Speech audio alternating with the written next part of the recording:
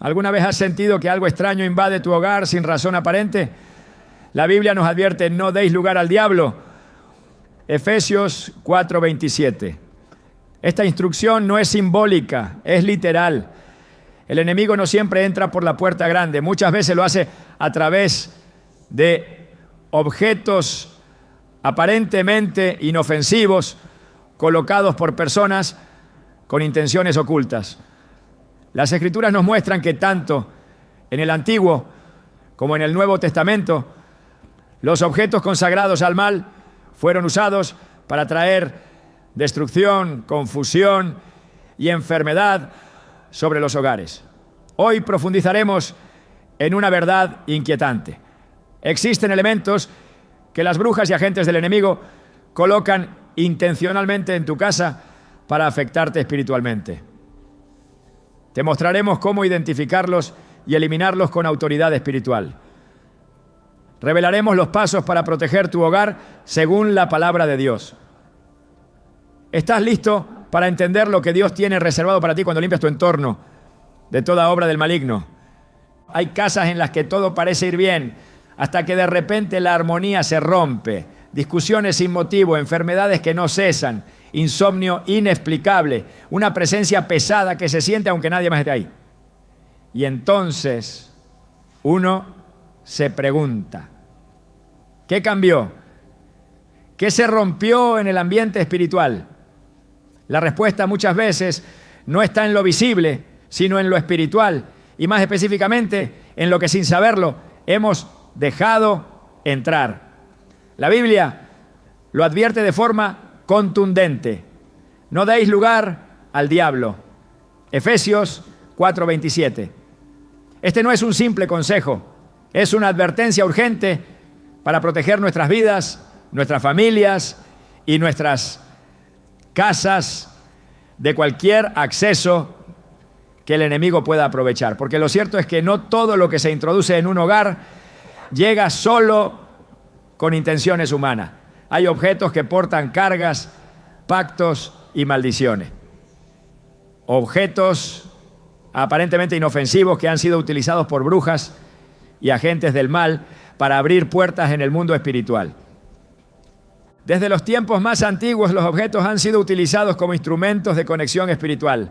Dios mismo instruyó a Moisés sobre la construcción del tabernáculo con elementos específicos que reflejaban santidad, pureza y comunión. El arca del pacto, por ejemplo, no era solo una caja, era el lugar donde la presencia de Dios habitaba entre su pueblo. Pero así como hay objetos sagrados que traen bendición, también existen objetos profanos que cargan maldición. En el libro de Josué encontramos una historia que ilustra este principio de manera estremecedora. Acán, miembro del pueblo de Israel, desobedeció las instrucciones de Dios tras la conquista de Jericó. Tomó para sí un manto babilónico, plata y oro, objetos malditos que debían ser destruidos. A simple vista era solo un botín de guerra, pero espiritualmente lo que Acán había llevado al campamento era condenación. Y las consecuencias no se hicieron esperar. Israel, que venía de victoria en victoria, fue derrotado en la batalla siguiente. El pueblo entero sufrió y Dios no volvió a estar con ellos hasta que el objeto maldito fue expuesto y eliminado. Israel ha pecado, han tomado del anatema, por eso no podrán hacer frente a sus enemigos. Josué 7, 11, 12. Este principio espiritual sigue vigente hoy. El enemigo conoce la autoridad del creyente. Sabe que un hijo de Dios cubierto por la sangre de Cristo es intocable, a menos que haya una puerta abierta. Y una de las formas más comunes y sutiles de abrir esas puertas es a través de objetos que entran en la casa sin ser discernidos. No se trata de superstición ni de paranoia. Se trata de realidades espirituales que muchos ignoran, pero que tienen efectos devastadores. Cuadros, estatuas, libros, joyería, muñecos, figuras decorativas. La lista puede ser larga, no por su forma externa, sino por su origen espiritual. Muchos de estos objetos han sido dedicados en rituales, han sido parte de ceremonias oscuras o han sido preparados intencionalmente para llevar ataduras a donde sean colocados. La intención del brujo no es estética. Su intención es clara: entrar sin ser visto, contaminar sin ser detectado, oprimir sin ser culpado. Hay hogares donde la presencia de Dios ha sido desplazada poco a poco, no por pecado deliberado, sino por ignorancia. La Biblia dice en Oseas 4:6, mi pueblo perece por falta de conocimiento. Y en este tema, la falta de conocimiento cuesta caro, porque mientras tú decoras tu sala con una figura que crees artística, el enemigo la usa como punto de contacto. Mientras colocas en tu habitación una joya heredada que no conoces, una maldición ancestral puede estar activándose. Mientras aceptas un objeto de segunda mano, sin discernimiento ni oración, puedes estar firmando la entrada legal del enemigo a tu espacio. El mundo espiritual es legalista. El diablo no puede entrar donde Dios reina, a menos que encuentre legalidad. Y esa legalidad se abre cuando el creyente permite en su entorno objetos que han sido utilizados para pactos, invocaciones o rituales contrarios a la voluntad de Dios. Tal como en el caso de Acán, no es el tamaño del objeto lo que importa, sino el tipo de carga espiritual que lleva. Algunos preguntan, ¿pero cómo saber si algo es maldito? La respuesta es, por sus frutos.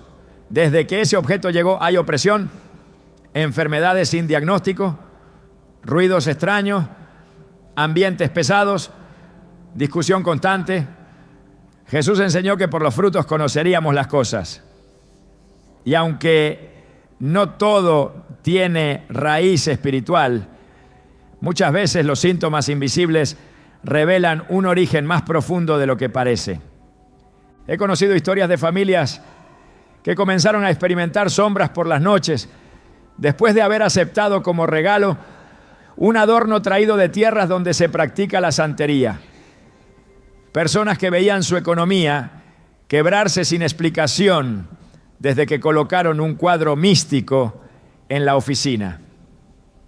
Mujeres que sufrían constantes ataques espirituales en su habitación sin saber que debajo del colchón había una bolsita escondida colocada por alguien con intenciones oscuras.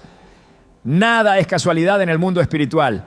Y cuando algo no cuadra en lo físico, es necesario revisar lo espiritual.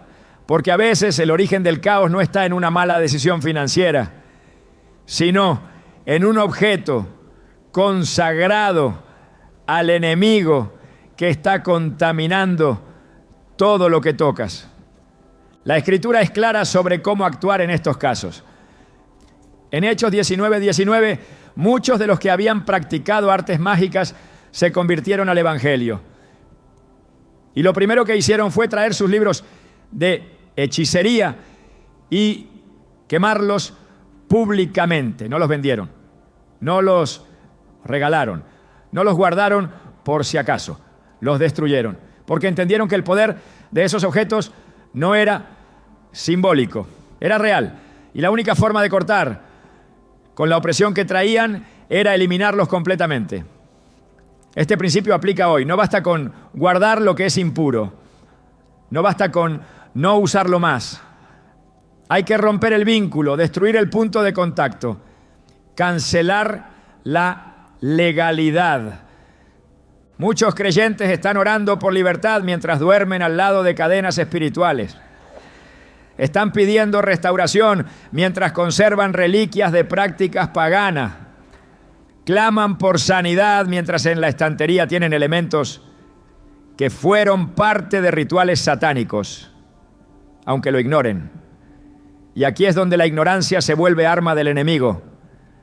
Por eso es urgente despertar, abrir los ojos, examinar el hogar con la guía del Espíritu Santo y actuar con determinación. El enemigo odia los hogares cristianos. Su deseo es dividir, destruir y contaminar. Jesús lo dijo en Juan 10:10. El ladrón no viene sino para hurtar, matar y destruir. Pero Jesús vino para que tengamos vida, y vida en abundancia. Esta abundancia también incluye la paz en el hogar, la armonía familiar, el descanso en el alma, la claridad espiritual. Y nada de eso será posible si dejamos que el enemigo tenga un altar en medio de nuestra sala. Porque eso es lo que hacen estos objetos. Establecen pequeños altares al enemigo, aunque no los veamos con los ojos naturales. Y mientras estén allí, será difícil mantener una atmósfera limpia y un entorno espiritualmente sano. Hay una razón por la que Dios fue tan enfático con el pueblo de Israel en cuanto a no traer al campamento nada que hubiera sido ofrecido a otros dioses. Él sabía que esos objetos llevaban consigo no solo formas, sino presencias. Y donde hay presencia demoníaca, hay ruina. Así de sencillo, lo vemos una y otra vez en las Escrituras. Desde los ídolos que contaminaron el templo, hasta los objetos dedicados a Baal que trajeron juicio sobre las casas. Nada que esté ligado al reino de las tinieblas puede coexistir con la gloria de Dios. El aceite y el agua no se mezclan. La luz y las tinieblas no conviven. Es por eso que cuando una persona se consagra a Dios, también debe consagrar su casa, sus pertenencias, su entorno. No se puede vivir en dos reinos a la vez. Hay que elegir a quién le damos espacio. No se trata de vivir con miedo, sino con discernimiento. El Espíritu Santo nos fue dado para guiarnos a toda verdad. Si le pedimos, Él revelará si hay algo en nuestra casa que necesita ser eliminado. Si le pedimos, Él traerá convicción, mostrará lo que a nuestros ojos es invisible, pondrá luz donde hay sombra. Y cuando esa revelación llegue, no hay que dudar, hay que actuar, porque cada día que pasa con ese objeto en casa es un día más de puertas abiertas al enemigo. La buena noticia es que en Cristo hay autoridad. No importa cuán oscuro sea el objeto, no importa cuán fuerte fue el rito con el que fue consagrado, no importa cuántos años ha estado en tu casa. Cuando decides consagrar tu hogar a Dios y eliminar todo lo que no le pertenece, su poder es inmediato. La atmósfera cambia, el ambiente se limpia, la paz regresa, porque donde antes había un altar para el enemigo, ahora hay adoración al Dios vivo. Y eso transforma todo.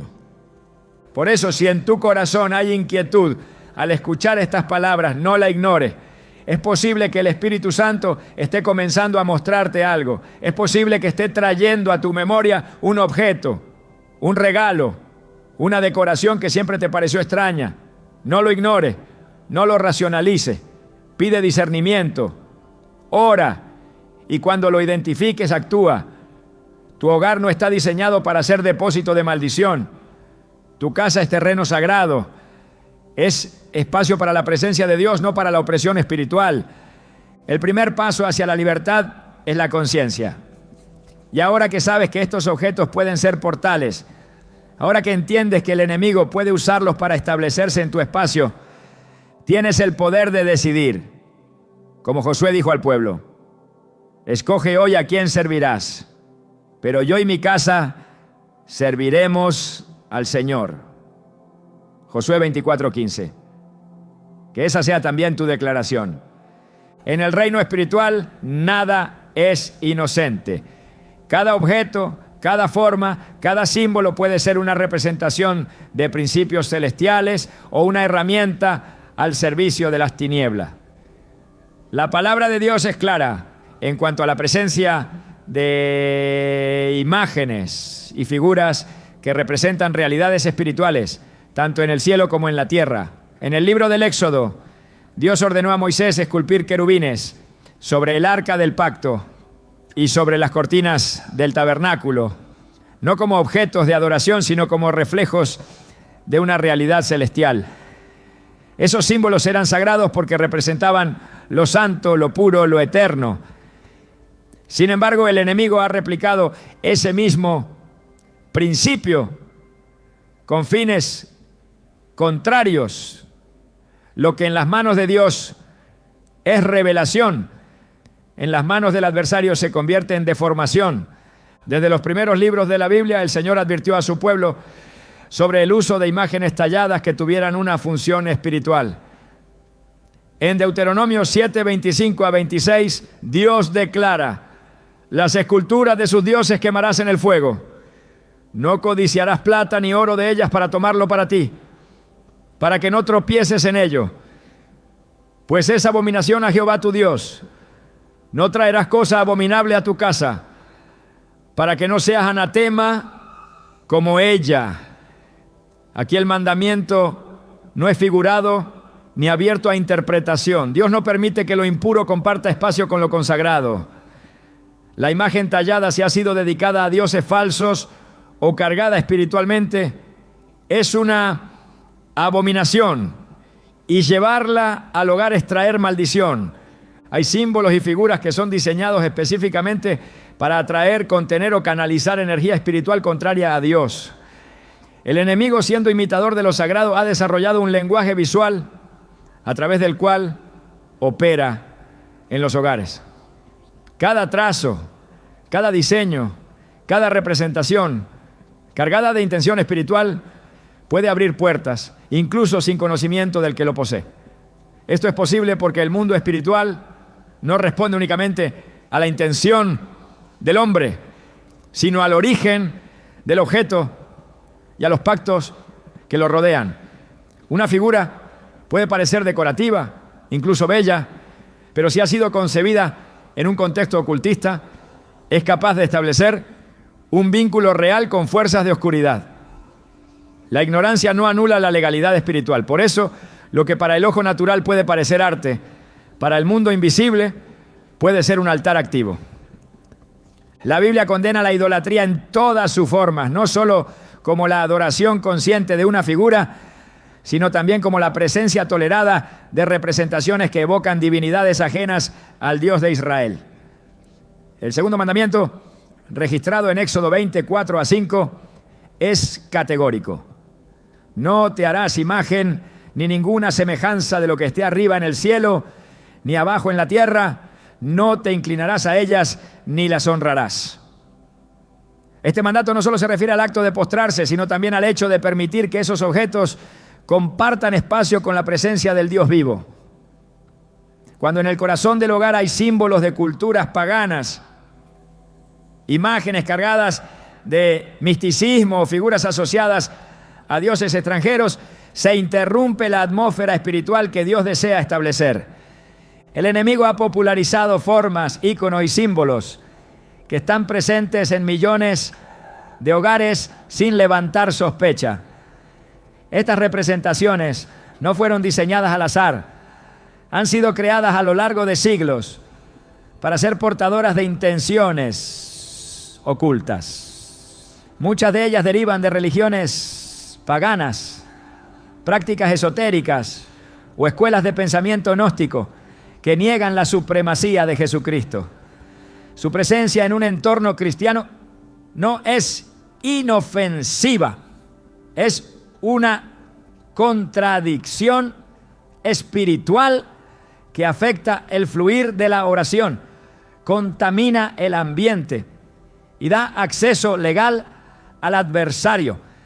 La idolatría no necesita veneración para ser efectiva, basta con la presencia tolerada.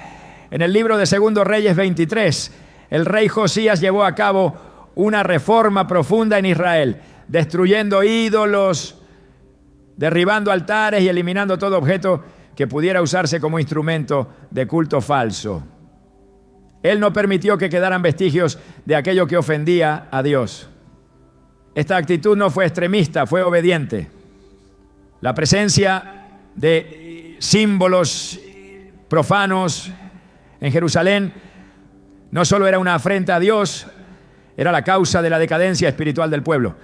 Josías entendió que no se puede esperar bendición mientras se tolera lo maldito. Esta misma verdad aplica a la del creyente. No se puede edificar un altar de oración mientras en el mismo espacio se encuentran representaciones de entidades contrarias al reino. Las figuras asociadas con animales míticos, criaturas con múltiples ojos, formas geométricas específicas o deidades antiguas no son meramente ilustraciones artísticas, son puertas abiertas. Algunas han sido utilizadas durante siglos en prácticas de invocación, en rituales de iniciación o en ceremonias dedicadas al ocultismo. La forma puede cambiar, el nombre puede variar, pero la raíz espiritual permanece. Traer una figura como esa al hogar, aunque sea por curiosidad o por aprecio estético, es introducir un agente de contaminación espiritual. Y esa contaminación no permanece pasiva. Afecta la atmósfera, genera resistencia a la oración, interfiere con la adoración, alimenta pensamientos oscuros y en muchos casos establece ciclos de confusión, opresión o estancamiento. El pueblo de Dios está llamado a ser santo, apartado, radicalmente diferente en su manera de vivir, de hablar, de vestir y también de decorar. No se trata de vivir con temor, sino con discernimiento. El creyente no puede permitir que figuras cuya fuente espiritual proviene de la oscuridad tengan un lugar en su mesa, en su repisa o en su dormitorio. Lo que entra en el hogar afecta el ambiente del alma. Lo que decora las paredes moldea lo que habita el espíritu. Por eso Pablo instruyó a los corintios diciendo: ¿y qué acuerdo hay entre el templo de Dios y los ídolos? Porque vosotros sois templo del Dios viviente. 2 Corintios 6, 16. Si el cuerpo es templo, cuanto más lo es el hogar que el creyente consagra al Señor. La influencia espiritual de las figuras va más allá de lo visible. Algunas son portadoras de maldiciones generacionales. Otras son utilizadas como anclas para establecer vigilancia espiritual demoníaca. Hay representaciones que sirven como canales de transferencia de espíritus, donde la sola presencia activa manifestaciones que afectan el descanso, las relaciones y la prosperidad. En los tiempos bíblicos, los ídolos no eran simples esculturas, eran centros de actividad espiritual. Donde había un ídolo, había influencia. Donde había influencia, había esclavitud. Y donde había esclavitud, había juicio. Este principio es inmutable. Si hay símbolos que glorifican la rebelión, el esoterismo, el relativismo espiritual o la adoración de dioses falsos, no puede haber comunión con el Espíritu Santo en ese lugar. En Apocalipsis 2:14, Jesús reprende a la iglesia de Pérgamo por tolerar doctrinas y prácticas idolátricas. Esta reprensión no fue por lo que enseñaban abiertamente, sino por lo que permitían en silencio. Dios no bendice lo que se tolera en desobediencia. No hay neutralidad en el ámbito espiritual. Cada objeto que se introduce en el hogar refleja una postura. O glorifica a Dios o glorifica al enemigo. O edifica el altar del Señor o sostiene el altar de la confusión. No hay punto medio. El hogar del creyente debe ser un lugar de santidad, no un depósito de artefactos contaminados. La belleza de un objeto no puede justificar su origen. La historia cultural no puede anular el mandato de separación. La tradición no puede estar por encima de la verdad espiritual.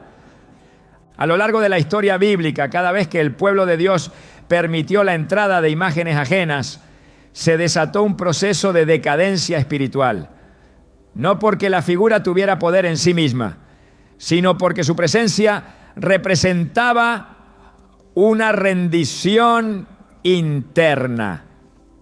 Era una señal de que algo en el corazón se había doblegado. Lo externo revela lo interno. Y cuando se permite que lo profano coexista con lo santo, Se pierde autoridad, se debilita la oración, se interrumpe el fluir de la gracia. El creyente que desea caminar en libertad no solo debe cerrar puertas obvias como el pecado, la desobediencia o la rebelión, sino también debe revisar con atención cada rincón de su casa. No hay lugar que el enemigo no quiera infiltrar. No hay habitación que no esté en su agenda. Si encuentra una figura que le pertenece, reclamará legalidad. Y si la encuentra expuesta, activa, visible, no necesitará permiso para operar. Su presencia será suficiente. La limpieza espiritual comienza con el discernimiento visual. El ojo entrenado por la palabra y guiado por el Espíritu Santo puede identificar lo que no armoniza con la santidad. No se necesita una manifestación demoníaca para saber que un símbolo es contrario a Dios. Basta con conocer la verdad, porque la verdad ilumina, la verdad confronta, la verdad revela, y cuando el creyente camina en la luz, todo objeto que fue hecho en tinieblas queda expuesto. En ese momento, la decisión es clara: destruir o tolerar, derribar o justificar. Y la elección que se tome determinará el nivel de libertad que se experimentará. El tiempo en que el pueblo de Dios podía ignorar estos temas ha terminado. Vivimos días donde las tinieblas avanzan sin pudor y donde la batalla espiritual se libra incluso en los detalles. Los símbolos son parte de esa batalla. No son simples dibujos, son declaraciones espirituales. Cada uno proclama un reino, el reino de Dios o el reino de las tinieblas. Y cuando esos símbolos son introducidos al hogar, se convierten en embajadores espirituales del reino que representan. Por eso, si se desea vivir bajo la cobertura de Dios, es necesario examinar con rigurosidad qué imágenes están siendo toleradas. No se puede pedir protección mientras se honra lo impuro. No se puede declarar victoria mientras se convive con lo que representa derrota. No se puede caminar en autoridad mientras se conservan símbolos de opresión. La santidad no es una opción, es una condición para la presencia. Y donde hay presencia de Dios, no hay espacio para lo que Él aborrece. Uno de los métodos más silenciosos y eficaces que el enemigo utiliza para infiltrar hogares consagrados a Dios es el disfraz de la generosidad. El regalo, en apariencia inofensivo, ha sido empleado desde tiempos antiguos como medio de transferencia espiritual. El enemigo conoce la naturaleza emocional del ser humano, su inclinación a confiar en aquello que viene envuelto en amabilidad o afecto, y lo usa para traspasar fronteras que de otra forma le estarían prohibidas. La Escritura enseña que incluso Satanás se disfraza como ángel de luz, 2 Corintios 11:14. Y dentro de ese disfraz muchas veces hay un objeto, una pieza, un presente que ha sido consagrado a su servicio. El receptor no lo sabe, pero al aceptarlo también acepta lo que espiritualmente carga. Este principio no es nuevo. En el libro de Números, capítulo 22, se relata cómo Balac, rey de Moab, intentó destruir al pueblo de Israel no mediante armas, sino a través de una maldición disfrazada de palabra. Para esto ofreció a Balaam riquezas y regalos con el propósito de que él profetizara en contra del pueblo de Dios. Aunque Balaam fue impedido por Dios de maldecir, el intento reveló una estrategia espiritual: usar dádivas como canal de influencia maligna. El regalo puede ser un acto externo, pero en el mundo invisible puede representar un pacto, una entrada, una transferencia. En muchas culturas donde se practican rituales ocultistas, los objetos que se consagran para mal son ofrecidos con la intención de ser entregados a la víctima. Estos objetos no necesariamente tienen un aspecto oscuro o intimidante. Pueden ser pulseras, joyas, piezas decorativas, libros, tejidos, instrumentos musicales, muñecos artesanales o incluso alimentos. Lo que define su peligro no es su forma, sino el propósito espiritual con el que fueron preparados. La brujería opera mediante la transferencia. Un objeto tocado, ungido o ritualizado puede portar una carga espiritual que, al entrar a la casa del creyente, comienza a establecer opresión, enfermedad, confusión o conflicto. La víctima no lo nota de inmediato, todo comienza con pequeños cambios. Una oración que ya no fluye igual, una paz que comienza a desvanecerse, un peso en el ambiente que se vuelve constante. La raíz muchas veces está en aquello que fue recibido sin discernimiento. La Biblia enfatiza la necesidad de evaluar el origen de lo que se recibe. En el 1 Juan 4:1 se exhorta: amados, no creáis a todo espíritu, sino probad los espíritus si son de Dios. Esta instrucción no se limita a palabras proféticas, sino que se extiende al contexto espiritual de cualquier cosa que se introduce en el ámbito del creyente. El espíritu detrás de un objeto puede ser probado, no con juicio humano, sino con la guía del Espíritu Santo.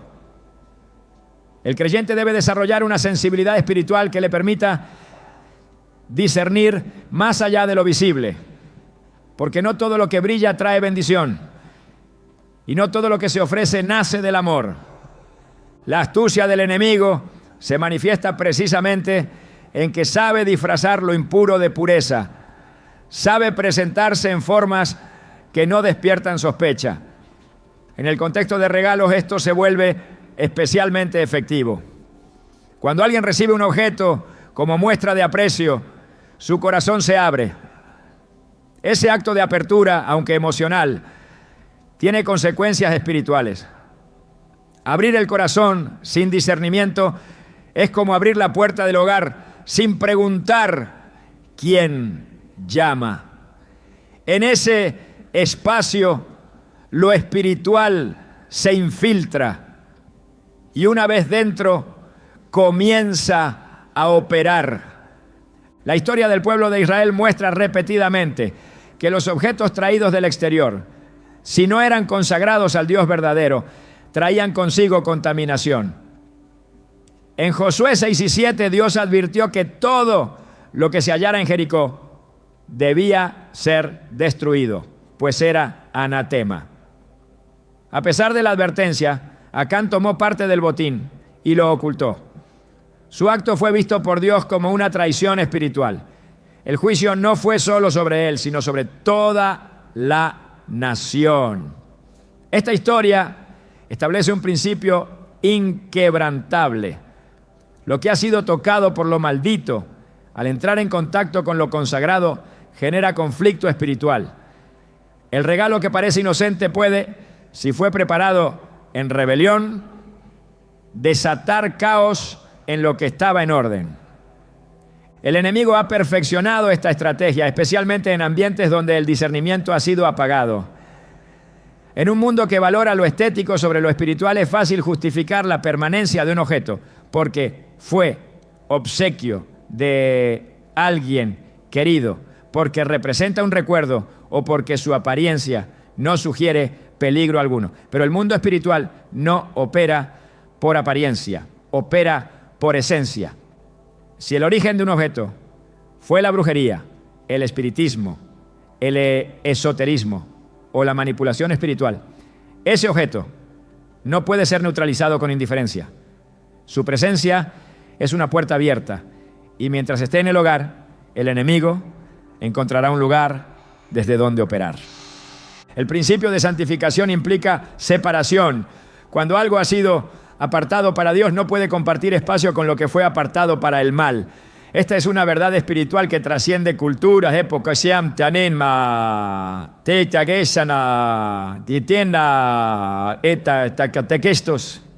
La casa del creyente es un santuario, es un lugar que debe reflejar la presencia de Dios.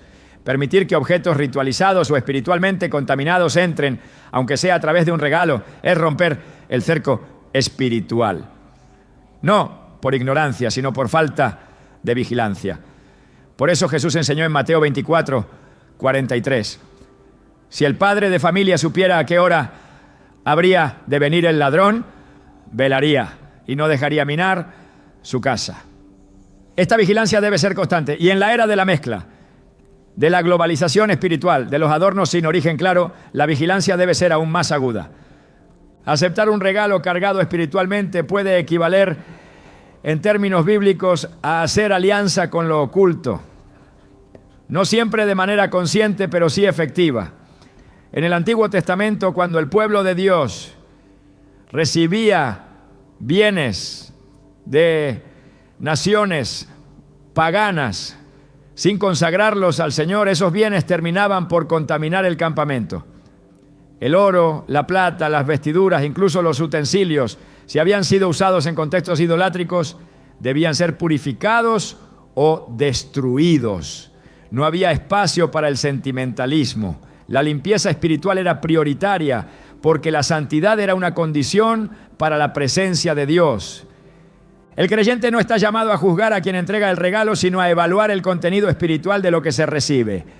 No todo regalo es una bendición. Algunos, aunque ofrecidos con sonrisas, son portadores de maldición. Y el hecho de que provengan de personas cercanas no exime su influencia. El enemigo no siempre usa extraños. A menudo opera a través de los vínculos más próximos, sabiendo que ahí se encuentra menor resistencia. Pero donde hay discernimiento, hay defensa. Y donde hay obediencia, hay victoria. Cada objeto que entra en el hogar debe ser sometido a la luz de la palabra y a la guía del Espíritu. No por legalismo, sino por protección. La atmósfera espiritual del hogar no debe ser alterada por lo que otros consideran inofensivo. Porque lo que se recibe sin filtro puede volverse un canal de opresión. Y una vez dentro, la carga espiritual no se detiene hasta que se rompe su legalidad. La responsabilidad del creyente es velar. Velar no solo en la oración, sino también en la revisión constante de todo lo que entra en su entorno. Así como el sacerdote del antiguo pacto examinaba minuciosamente cada ofrenda, cada utensilio y cada vestidura del templo. El cristiano debe examinar con igual celo lo que se incorpora a su casa. La santidad no se conserva por accidente, se preserva mediante decisiones conscientes y firmes. No se puede orar por paz en un lugar donde se tolera la presencia de lo maldito. Los regalos cargados espiritualmente no se neutralizan con indiferencia ni con ignorancia. Se neutralizan con la verdad, con la luz y con la autoridad delegada en el nombre de Jesús. Pero lo primero es identificarlos. Lo segundo, no justificar su permanencia. Y lo tercero, actuar con diligencia espiritual. Porque lo que fue preparado para tu caída no tiene por qué permanecer donde Dios ha decretado victoria. El mundo espiritual no es silencioso, aunque muchas veces opera en lo invisible. Sus efectos se manifiestan con una claridad que solo puede negar aquel que ha cerrado su espíritu a la verdad. No todo lo que ocurre dentro de un hogar tiene su origen en el plano físico. Las tensiones, los sueños perturbadores, las sensaciones de peso inexplicable, las discusiones que estallan sin causa aparente, los pensamientos oscuros que aparecen en medio de la noche, las enfermedades que resisten tratamiento, todo eso puede ser señal de algo más profundo. Hay manifestaciones espirituales que no surgen de la imaginación ni del azar, se activan, se alimentan, se mantienen porque algo en ese lugar les dio legalidad para operar. Y cuando eso sucede no basta con ignorarlo, tampoco basta con racionalizarlo, es necesario discernirlo. La Escritura no oculta esta realidad. Desde el Génesis hasta el Apocalipsis, Dios muestra cómo lo espiritual interfiere directamente en lo natural.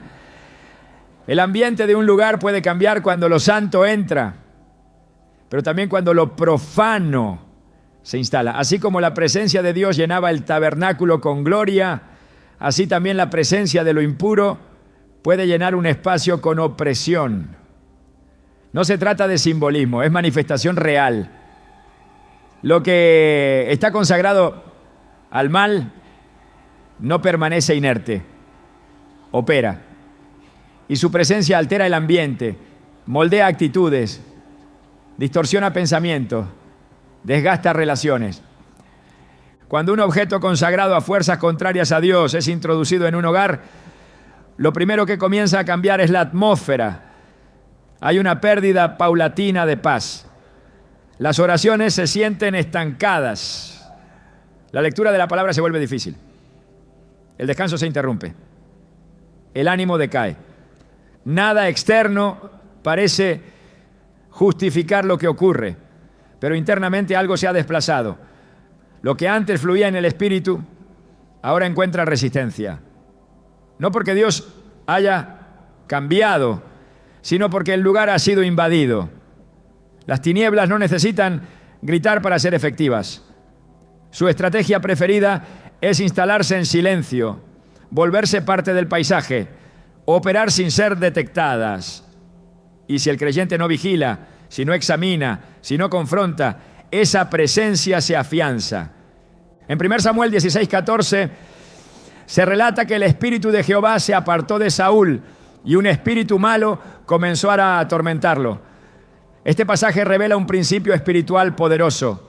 Cuando lo divino se retira, lo contrario entra.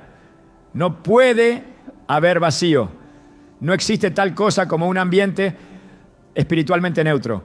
O está lleno del Espíritu Santo o está siendo ocupado por otra influencia. Y lo que determina qué espíritu opera en un lugar no es la apariencia externa del hogar, sino su contenido espiritual. ¿Qué se tolera? ¿Qué se permite? ¿Qué objetos están presentes? ¿Qué puertas están abiertas? La Biblia también habla de la importancia del ambiente espiritual de los lugares. En el caso del profeta Eliseo, se construyó una habitación específica para que él pudiera descansar y orar con libertad. Esa habitación fue bendecida porque el ambiente era consagrado, preparado, limpio. En contraste, en Marcos 5, cuando Jesús entra en la región de Gadara, lo primero que encuentra es un hombre poseído que habitaba entre sepulcros. El territorio estaba espiritualmente cargado. No era casualidad. Los demonios habían tomado espacio y su presencia no solo afectaba al hombre, sino también a la atmósfera del lugar, tanto que los habitantes temían, evitaban, se alejaban. Lo espiritual no se ve, pero se siente. Y cuando la atmósfera está contaminada, la evidencia no se manifiesta solo en el cuerpo, sino en la mente, en el ánimo, en las emociones, en los vínculos. Un hogar que ha sido invadido por objetos malditos no siempre mostrará una manifestación dramática. El enemigo sabe cuándo debe esconderse. Su propósito es permanecer el mayor tiempo posible sin ser desalojado. Por eso se manifiesta con síntomas que se atribuyen fácilmente al estrés, a las emociones, a las circunstancias. Pero tras el velo de lo aparente hay un espíritu que opera, la opresión nocturna, la sensación de que alguien observa, los susurros en la oscuridad, las sombras que cruzan el pasillo, los olores sin fuente natural, los aparatos eléctricos que se encienden solos, los animales que reaccionan sin explicación. Todo eso puede ser señal de que algo no fue bienvenido, pero entró. Y si entró es porque encontró una puerta. No se trata de superstición, se trata de principios espirituales. En Hechos 19, 11 a 12, Dios hacía milagros extraordinarios por medio de Pablo. Incluso pañuelos y delantales que él tocaba eran llevados a los enfermos y las enfermedades se iban. Pero no solo las enfermedades, también los espíritus malos salían. Si un objeto puede ser cargado de unción, también puede ser cargado de maldad. Lo que ha sido consagrado a las tinieblas transporta consigo esa carga.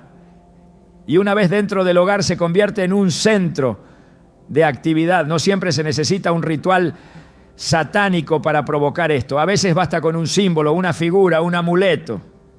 Si has sido creado con un propósito contrario al reino, ya es suficiente.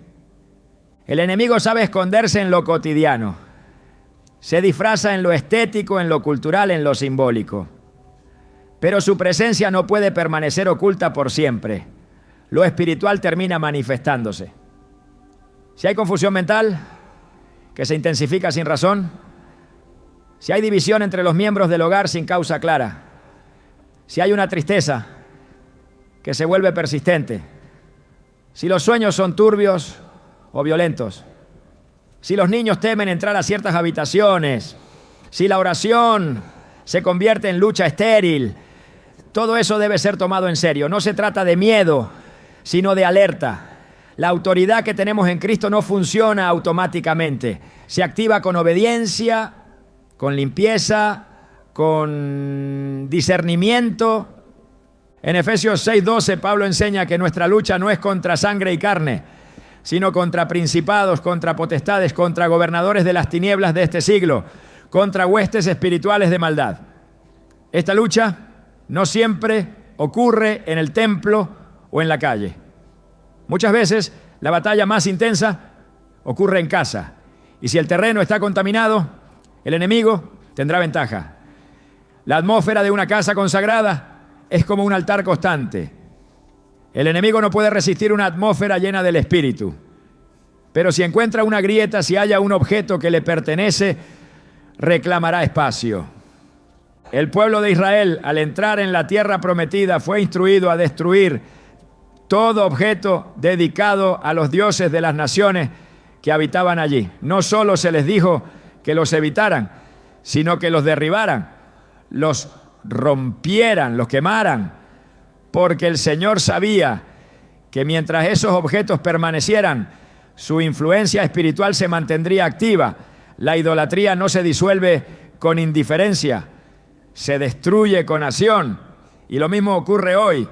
No basta con aceptar que algo no agrada a Dios. Es necesario eliminarlo para que la atmósfera sea restaurada. En los evangelios, cuando Jesús llegaba a un lugar, los demonios se manifestaban, no porque Él los provocara, sino porque su presencia los incomodaba. Donde hay luz verdadera, lo oculto sale a la superficie. Si en tu casa la presencia de Dios no fluye con libertad, si la adoración se siente bloqueada, si el silencio no transmite paz sino tensión, algo está impidiendo el fluir. Y si lo espiritual no se activa en favor de la casa, es posible que algo esté activando lo contrario. La atmósfera no miente. Lo que se respira en un lugar revela quién está operando allí. Hay hogares donde la enfermedad se ha convertido en rutina, donde los ciclos de pérdida se repiten una y otra vez, donde los matrimonios viven en constantes crisis, donde los hijos no pueden dormir tranquilos, donde el sustento económico parece desvanecerse sin razón. Nada de eso es normal, nada de eso es parte del diseño de Dios. Todo lo que es constante, todo lo que resiste la oración, todo lo que se ha vuelto patrón debe ser investigado. Porque el enemigo no solo ataca desde fuera, muchas veces opera desde dentro, desde un objeto, desde una figura, desde un elemento que fue ignorado, pero que nunca dejó de actuar. La oración tiene poder, pero ese poder se activa con obediencia. No se puede declarar victoria sobre una casa contaminada sin primero limpiar el terreno. La sangre de Cristo limpia, pero el corazón debe estar dispuesto a desalojar lo que se ha tolerado. La unción libera, pero necesita espacio. El Espíritu Santo no comparte habitación con ídolos, con símbolos del ocultismo, con objetos que fueron consagrados a deidades contrarias. Donde hay luz verdadera, lo demás debe salir. La manifestación espiritual no es una amenaza para el creyente obediente, es una señal de que el enemigo fue detectado. Y esa detección debe ser seguida por acción, no por temor, sino por convicción. El que limpia su casa verá la diferencia, El que consagra su espacio experimentará la libertad. La atmósfera del hogar debe reflejar la atmósfera del cielo. Paz, orden, presencia, dirección. Y si algo está interfiriendo con eso, no es de Dios. La casa del creyente no es solo refugio físico, es altar, es santuario, es lugar de adoración. No se puede permitir que lo profano contamine lo santo. Donde el Espíritu de Dios habita, hay libertad. Y esa libertad comienza cuando lo oculto es traído a la luz. No basta con orar, hay que revisar. No basta con pedir, hay que actuar. Y cuando la atmósfera sea restaurada, todo lo que estaba oprimido comenzará a fluir, porque Dios honra al que le honra. Y una casa limpia es una casa lista para ser habitada por su gloria. Cuando el enemigo ha logrado entrar a una casa a través de objetos contaminados, la única forma de restaurar la atmósfera espiritual es mediante una limpieza profunda. Una limpieza que no es física, sino espiritual, basada en principios establecidos por la palabra de Dios. Porque no basta con identificar el problema, es necesario remover la causa. Y no basta con removerla externamente, hay que romper toda legalidad interna. No existe neutralidad en la guerra espiritual, o se consagra o se contamina, o se edifica altar al Dios vivo o se le da lugar al enemigo. Y si lo que ha entrado fue diseñado para establecer opresión, su permanencia solo multiplicará el daño. La limpieza espiritual del hogar no es opcional para quien desea vivir en libertad. Es una urgencia que no puede esperar. Desde el Antiguo Testamento, Dios instruyó a su pueblo sobre la necesidad de destruir todo aquello que representara idolatría, prácticas ocultas o consagración a lo profano. En Deuteronomio 7:26 dice claramente: y no traerás cosa abominable a tu casa, para que no seas anatema como ella. La aborrecerás del todo y la abominarás, porque es anatema. Esta instrucción no estaba dirigida a templos ni a ciudades paganas. Era una orden directa para el hogar. Dios conocía el principio. Lo que se tolera dentro se activa. Lo que se guarda por afecto termina gobernando por legalidad. Y cuando el objeto es maldito, su presencia basta para contaminar todo lo demás. Por eso el mandamiento no era almacenarlo, ni ignorarlo, ni apartarlo. Era destruirlo. La limpieza espiritual comienza en el corazón, pero se manifiesta en los actos. No hay redención sin arrepentimiento y no hay restauración sin acción. Es necesario que el creyente se levante con convicción y autoridad para examinar cada rincón de su hogar. No para buscar con paranoia, sino para actuar con discernimiento. La guía del Espíritu Santo no falla cuando se le invoca con sinceridad. Él revela, Él confronta, Él dirige. Lo que a los ojos naturales puede parecer decoración, para el Espíritu de Dios puede ser una estructura de opresión. Y si es así, debe salir. La autoridad de Cristo en el creyente se activa cuando hay obediencia. Y obedecer significa renunciar a todo lo que está en desacuerdo con el reino. En Hechos 19 se describe cómo aquellos que practicaban artes ocultas al recibir el mensaje del Evangelio no solo creyeron, sino que trajeron sus libros de magia y los quemaron públicamente. El detalle es importante. No los escondieron, no los regalaron, no los vendieron, los destruyeron, porque entendieron que la conexión espiritual con esos objetos no podía romperse con distancia, sino con eliminación. No se trata de un acto simbólico, se trata de un corte legal en el ámbito espiritual. Lo que fue creado para el mal no puede permanecer donde se invoca el nombre de Dios. Lo que fue dedicado a las tinieblas no puede coexistir con la luz. Y lo que representa una alianza con el enemigo debe ser desarraigado sin demora. El hogar debe ser revisado habitación por habitación, con oración, con la palabra en mano y con autoridad espiritual. Cada objeto, cada imagen, cada libro, cada símbolo, cada elemento decorativo debe ser examinado bajo la luz del Espíritu. Si su origen es dudoso, si su simbolismo es esotérico, si fue traído de contextos ritualistas o si genera inquietud en el espíritu, su lugar no es en el hogar del creyente. Lo que no glorifica a Dios no tiene cabida. Y lo que sirve como canal para el enemigo debe ser removido sin contemplación. No se trata de temer, sino de limpiar. La limpieza espiritual no es un acto de desesperación, sino una declaración de pertenencia. El creyente que limpia su casa está diciendo: este territorio le pertenece al Señor. Y esa declaración tiene peso en el mundo espiritual. Donde antes había legalidad para la opresión, ahora hay protección por el pacto. Donde antes había acceso para el mal, ahora hay cobertura divina. La atmósfera cambia cuando la presencia de Dios encuentra un espacio preparado. Y ese espacio se prepara con obediencia radical. La oración que acompaña este proceso no es cualquier oración. Es una proclamación de autoridad, es un clamor por santidad, es una confesión de entrega. El creyente no ora para ver si algo sucede.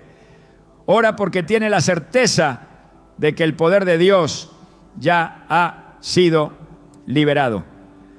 En Santiago 5:16 está escrito: la oración eficaz del justo puede mucho. Esa oración, unida a la acción, es capaz de romper cadenas invisibles, desalojar presencias oscuras y restaurar el fluir del Espíritu en cada ambiente del hogar. El aceite, símbolo bíblico de consagración, puede ser utilizado como señal profética, no por superstición, sino por fe. En Éxodo 40, Dios mandó ungir con aceite todo el tabernáculo, cada utensilio, cada espacio. No por ritualismo, sino por santificación. Y ese principio puede ser aplicado al hogar. Una vez que los objetos contaminados han sido removidos, el lugar debe ser consagrado. No basta con vaciar, hay que llenar. No basta con sacar lo profano. Hay que invitar lo santo. Y esa invitación se hace con oración, con adoración, con palabra, con presencia constante de Dios. Porque un espacio limpio es una victoria momentánea, pero un espacio lleno de Dios es una victoria permanente. La limpieza espiritual también exige que el corazón del creyente permanezca vigilante. No basta con limpiar una vez. La vigilancia debe ser continua. Jesús lo expresó claramente en Mateo 12:43-45, cuando habló del espíritu inmundo que sale del hombre y al no encontrar lugar donde habitar, regresa y encuentra la casa barrida, adornada pero vacía. El resultado fue peor que el estado inicial. ¿Por qué? Porque la limpieza sin llenura es invitación al retroceso. Por eso, después de limpiar el hogar de todo objeto maldito, el creyente debe establecer un altar de adoración en su casa. No un objeto físico, sino una vida consagrada, una atmósfera constante de oración, un ambiente que refleje el carácter de Dios, donde su palabra es leída, su nombre exaltado y su voluntad obedecida. La limpieza espiritual también rompe ciclos, porque muchas veces lo que opera en una casa afecta a generaciones. El enemigo no solo busca destruir el presente, sino sembrar patrones en los que habiten los hijos y los nietos. Pero cuando se rompen los vínculos espirituales con lo maldito, también se rompe el ciclo de opresión. El hogar se convierte en refugio, en escuela de fe, en plataforma de bendición para los que vienen después. Y esa transformación comienza con un acto firme: remover lo que no debe estar. El enemigo teme a un creyente que limpia su casa, porque sabe que esa limpieza es más que simbólica, es profética. Es una señal de que la autoridad ha sido retomada, de que el terreno ya no está disponible, de que el altar ha sido restaurado, de que la gloria de Dios puede descender, y donde la gloria habita, el enemigo huye, porque no hay pacto demoníaco que resista la presencia del Altísimo. No hay objeto maldito que prevalezca ante el fuego de la santidad. Por eso la limpieza espiritual del hogar no es solo una práctica, es una declaración de guerra, es una manifestación de fe, es un acto de obediencia que abre las puertas a la restauración, a la paz, a la libertad verdadera. Lo que se limpia en lo físico repercute en lo espiritual.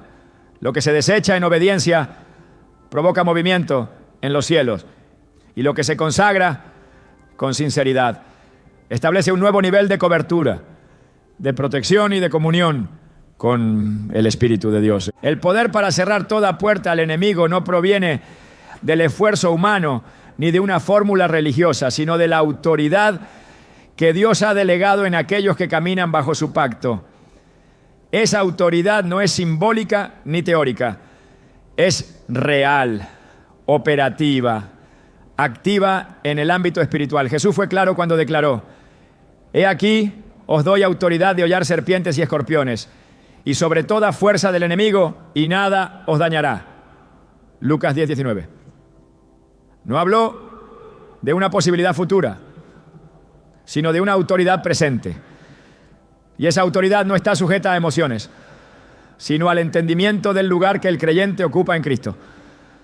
Una vez que el hogar ha sido limpiado, que los objetos malditos han sido removidos, y que la atmósfera ha sido restaurada, es necesario afirmar la posición espiritual desde la cual se gobierna. Porque todo lo que se cierra en la tierra será cerrado en el cielo. Pero cerrar espiritualmente no es repetir palabra, es ejecutar legalidad divina, es establecer límites invisibles que el enemigo no puede transgredir.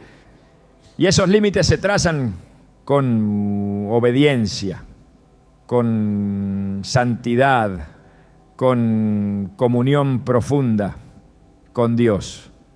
Donde hay sumisión a su voluntad, hay respaldo de su trono. La autoridad fluye desde esa alineación. En Efesios 2:6 se afirma que Dios nos resucitó juntamente con Cristo y nos hizo sentar en los lugares celestiales con Él. Esa posición espiritual implica gobierno, vigilancia, dominio. No se trata solo de resistir, sino de avanzar, de recuperar terreno, de decretar que toda obra del adversario queda anulada. El creyente no vive como esclavo de las circunstancias, sino como hijo del Rey. Y donde hay hijos, hay herencia. Donde hay herencia, hay poder. Y donde hay poder, hay libertad. Esa libertad no es tolerancia con las tinieblas, es confrontación directa. Es establecer que ninguna fuerza ajena al reino tiene derecho a operar dentro del territorio consagrado a Dios. La casa que ha sido santificada debe mantenerse bajo cobertura. La oración constante, la adoración sincera y la proclamación de la palabra son pilares que refuerzan la autoridad ya otorgada. Pero incluso más que eso, es la vida íntegra la que sostiene esa autoridad. No se puede ejercer dominio espiritual con puertas abiertas al pecado. Por eso, el que cierra al enemigo, también se cierra al mundo. El que levanta murallas, también levanta el altar. Y desde ese altar, todo lo que es contrario al Espíritu de Dios debe huir. El enemigo no resiste a una casa que se sostiene en la verdad. Una casa que ha sido limpiada, consagrada y gobernada por la palabra es territorio prohibido para toda influencia demoníaca.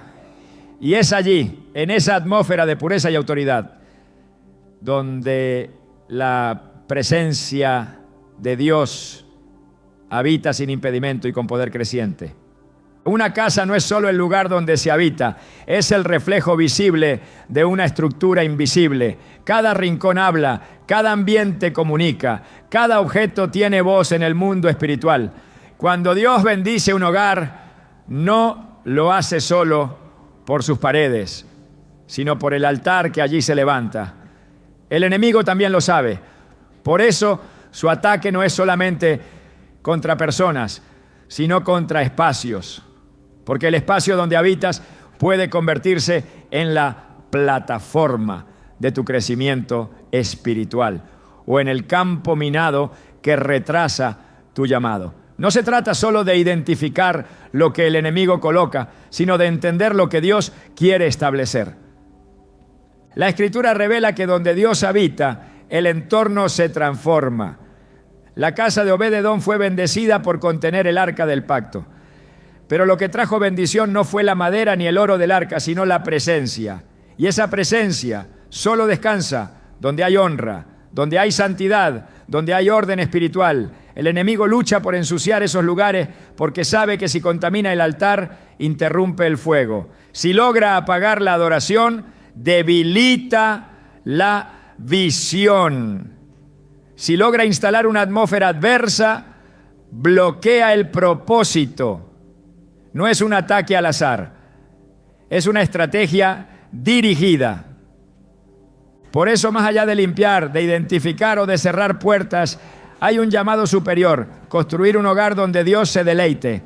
No solo un lugar sin maldición, sino un lugar lleno de gloria. Porque expulsar lo impuro es solo el principio.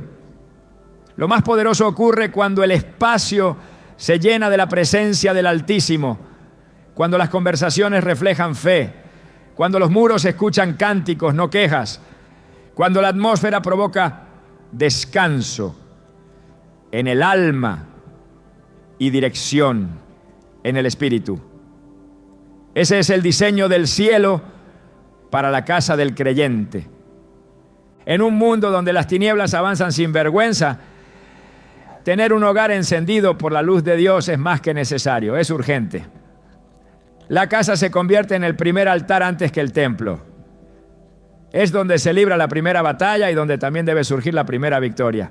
Lo que se permite dentro define lo que se proyecta afuera. Si el altar está vivo, la familia prospera. Si el altar está caído, el enemigo encuentra acceso. Hoy el llamado no es solo a eliminar lo que el enemigo trajo, es a establecer lo que Dios anhela. Que tu casa sea antorcha, no solo refugio. Que sea plataforma, no solo protección. Que sea trinchera, no solo descanso. Porque el hogar del justo no es un lugar pasivo. Es un territorio profético, diseñado para provocar el avance del reino. ¿Estás listo para que tu casa no solo esté limpia, sino que se convierta en un lugar donde la gloria de Dios repose con poder? Ese es el verdadero objetivo y ese es el verdadero llamado.